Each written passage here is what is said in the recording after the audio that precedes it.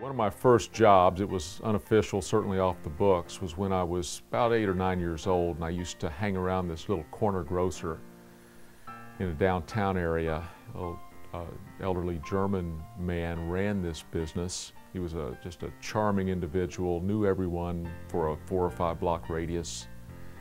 My job, when I would show up, was to help empty the trash. For my pay, I would get from the butcher a hunk of cheese, a hunk of bologna, and I fell in love with the aromas from the deli case that this tattooed World War II vet was providing across that deli counter.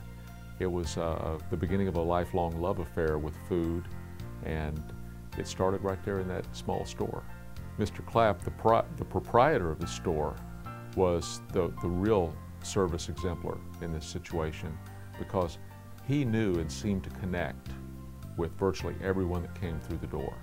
And we're talking about the old traditional screen door that would open and close. There'd be a fan or two somewhere in the store to keep the flies from buzzing around on the patrons, but it was not, it was nothing fancy at all. But it just had a feeling of community about it. And I always look back to that as I began working in business and thought, how do you create that? The way I got interested in this particular area was through a number of years working for a couple major corporations. I was involved in sales and sales management. Later became more and more involved in the people development side of the business. And I found that I had a really strong interest in helping individuals connect with their customers. I've always been a person as a sales manager or a sales director who has enjoyed the interaction with younger employees and the opportunity to mentor those.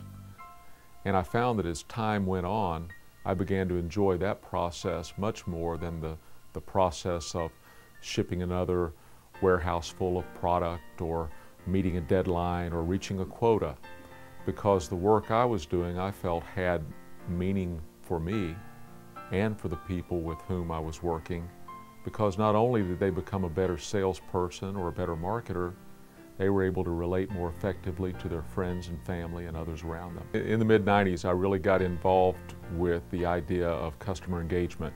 First of all, from the perspective of the Disney Institute.